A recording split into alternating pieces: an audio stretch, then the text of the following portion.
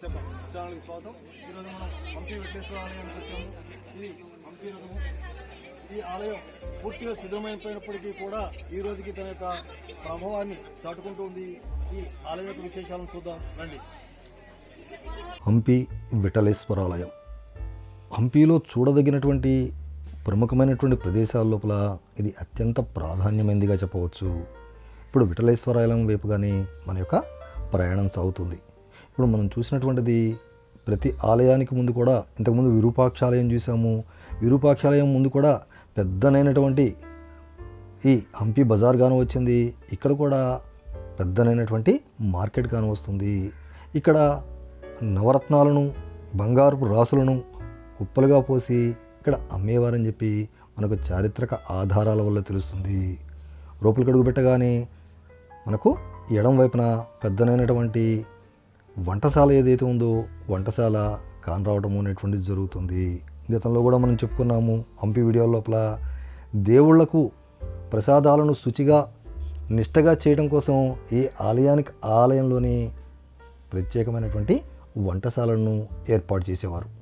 ఇగో ఇక ఆలయానికి ఎదురుగా పెద్దనైనటువంటి రాతి రథం మనకు కానవస్తుంది. నిజంగా ఈ రథం యొక్క శిల్పకళా నైపుణ్యం ఏదైతే ఉందో చూపు తిప్పుకొనివ్వదు. ఇక్కడ మనకు కనబడుతున్నటువంటి ఆ 2 చక్రాలు తిరుగుతూ ఉండేవట. ఇగో ఇక్కడ మనం చూస్తున్నాము ఇది ధ్వజస్తంభము. దాన్ని ఆనుకొని బలిపీఠం ఏదైతే ఉందో బలిపీఠము, దాని తర్వాత మనకు ఈ రథము కానవస్తాయి. ఇదిగో ఇక్కడి నుంచి ఒక మండపంలోనికి మనం ప్రవేశించాము.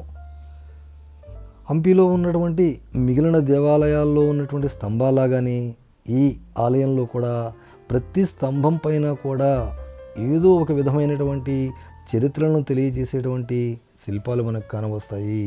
అంటే కొన్ని రామాయణాలకు సంబంధించినటువంటివి, కొన్ని భారతాలకు సంబంధించినవి, కొన్ని భాగవతాలకు సంబంధించినవి, ఈ విధంగా అనేక రకాలైనటువంటి పురాణ గాథలను మనకి ఈ స్తంభాలు చిత్రాల రూపం లోపల తెలియజేస్తూ ఉన్నాయి అని చెప్పి చెప్పవచ్చు. ఇగో చూడండి, ఈ స్తంభాలు కూడా రెడ్ కలర్లో కానరావడం అనేటువంటిది విశేషంగా చెప్పవచ్చు.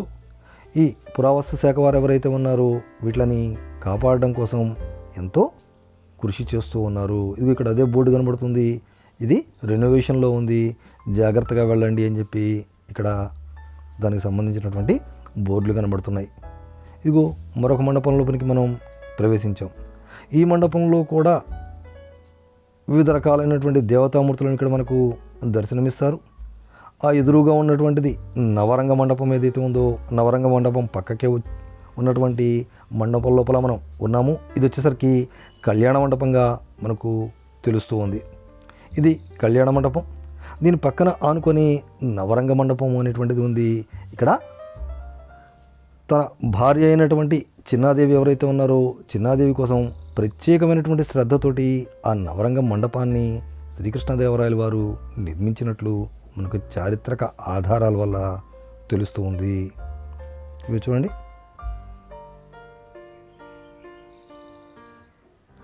ప్రతి స్తంభాన్ని కూడా వీరు అత్యద్భుతంగా చెక్కడం అనేది జరిగింది. మనం ఇందాక ప్రవేశించినటువంటి ద్వారం ఒకటి, ఇప్పుడు చూసినటువంటి ద్వారం ఒకటి. అంటే ప్రతి ఈ హంపిలో ఉన్నటువంటి ప్రతి దేవాలయానికి కూడా 2 లేదా 3 ద్వారాలు ఉండటము అనేటువంటిది ఒక విశేషంగా మనం చెప్పుకోవచ్చు. ఇవి ఇక్కడ మనం చూస్తున్నటువంటి ఈ సభామండపం కూడా చాలా అత్యంత అద్భుతంగా కానవస్తుంది. ఎదురుగా కనబడేటువంటి ప్రదేశం ఏదైతే ఉందో అక్కడ కూర్చొని పెద్దవారు ఎవరైతే ఉన్నారో వారు ధర్మబోధకులు ప్రవచనాలను తెలియజేసేవారు అని చెప్పి ఇక్కడ ఉన్నటువంటి గైడ్స్ యొక్క మాటల వల్ల మనకు తెలుస్తూ ఉంది. ఇవి చూడండి,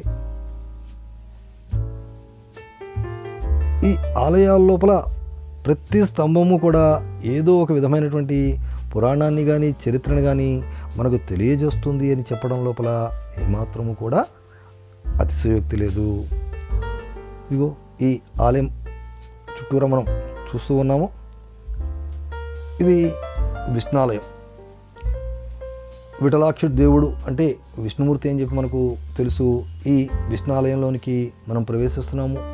అన్ని విష్ణాలయాల్లో లాగానే ఇక్కడ కూడా జయ విజయుల యొక్క ద్వారపాలకులు మనకు దర్శనమివ్వడం అనేటువంటిది జరుగుతుంది. ఈ ఆలయం మొత్తం కూడా బహుమనీ సుల్తాన్ల యొక్క దాడుల వల్ల ధ్వంసమైపోయింది అని చెప్పి మనకు చారిత్రక ఆధారాల వల్ల తెలుస్తూ ఉంది. చూడండి, వివిధ రకాలైనటువంటి మండపాలు ఎటు చూసినా కూడా అత్యద్భుతంగా కానవస్తున్నాయి. ఇవి ఇప్పుడు మనకు కానవస్తున్నటువంటిది విఠలేశ్వర స్వామి యొక్క ఆలయం ఏదైతే ఉందో, ఈ విఠలేశ్వర యొక్క స్వామి యొక్క ఆలయంలోనికి మనం ప్రవేశిస్తున్నాము. ఇవి ఇక్కడ రామాయణాలకు సంబంధించినటువంటి వివిధ రకాలైనటువంటి శిల్పాలు మనకు స్తంభాల మీద కానవస్తున్నాయి. కొన్ని చోట్ల భాగవతానికి సంబంధించినటువంటి విశేషాలను మనం గమనించవచ్చు. వీటిలన్నింటినీ చూసుకుంటూ మనం విఠలేశ్వర స్వామి యొక్క ఆలయం ఏదైతే ఉందో ఈ ఆలయంలోకి వచ్చాం. పైన ఉన్నటువంటి ఆ దేవతామూర్తులన్నీ కూడా దాడుల లోపల ధ్వంసమైపోయినటువంటిది. ఇక్కడ మనం ఒకసారి చూసినట్లయితే కనుక పాండురంగ విఠలుడు వచ్చేసరికి తన యొక్క 2 చేతులను కూడా నడుము మీద పెట్టుకొని కానవస్తాడు. కానీ ఇక్కడ ఈ విజయ విఠలేశ్వరుడు ఎవరైతే ఉన్నారో ఈయన మాత్రం తన యొక్క ఎడమ చేతిని కింద వైపుకు పెట్టి మనకిక్కడ కానరావటము అనేటువంటి ప్రత్యేకతగా చెప్పుకోవచ్చు. ఈ ఆలయానికి 1 లేక 2 అడుగులు కింద వైపుగా ఒక మార్గంలాగా చుట్టూరా ప్రదక్షిణం చేయడానికి మార్గం ఉంది. ఇప్పుడు మనం ఈ ఆలయం చుట్టూరా ప్రదక్షిణం చేస్తున్నాము. ఆ దేవునికి సమానంగా మనం తిరగకూడదు అనేటువంటి ఉద్దేశంతో ఈ విధమైనటువంటి ఏర్పాటు చేశారని, 2 అడుగులు కిందకు దిగి ఆ దేవుని చుట్టూరా ప్రదక్షిణం చేయడానికి వీలుగా ఇటువంటి ఏర్పాటు చేయబడింది అని చెప్పి ఒక వర్షం చెప్తే, రెండో వర్షం వచ్చేసరికి దేవాలయంలో గర్భగుడిలో ఉన్నటువంటి పాజిటివ్ వైబ్రేషన్స్ ఏవైతే ఉన్నాయో అవి తొందరగా భక్తులకు ప్రవేశింపజేయడానికి దేవుడి కన్నా కూడా ఒక 2 అడుగులు క్రింద వైపు నుంచి ప్రదక్షిణం చేయడానికి వీలుగా ఇటువంటి ఏర్పాటును చేశారు అని చెప్పి ఇక్కడ ఉన్నటువంటి గైడ్ చెప్పినప్పుడు చాలా ఆశ్చర్యం వేసింది. ఎంత గొప్ప టెక్నాలజీని పూర్వకాలంలోనే మనవారు అనుసరించారు, తలుచుకుంటేనే చాలా ఆశ్చర్యం అనిపిస్తుంది. ఇక్కడ కూడా గర్భాలయం లోపల ఏ దేవతా విగ్రహం కూడా మనకు కానరాదు, మొత్తం ధ్వంసం చేయబడ్డాయి. ముఖ్యంగా బహుమనీ సుల్తాన్ల యొక్క కాలం లోపల ఈ యొక్క ఆలయం మొత్తం కూడా ధ్వంసమైనట్లు మనకు తెలుస్తూ ఉంది. ఇక్కడ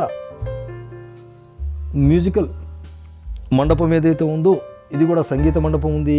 కాకపోతే మేము వెళ్ళిన సమయం లోపల చాలామంది ఈ టూరిస్టులు ఎవరైతే ఉన్నారో ఈ టూరిస్టులు పర్యాటకులు రావడం వల్ల స్తంభాలను ప్రతి ఒక్కరూ కూడా తట్టి ఆ యొక్క సంగీతం వాద్యాన్ని వినాలి, ఆ మ్యూజిక్ని వినాలి అని అనుకుంటే కనుక అది డ్యామేజ్ అయ్యేందుకు అవకాశం ఉంది. కాబట్టి ఆ ప్రాంతంలోనికి ఎవరిని అనుమతించలేదు.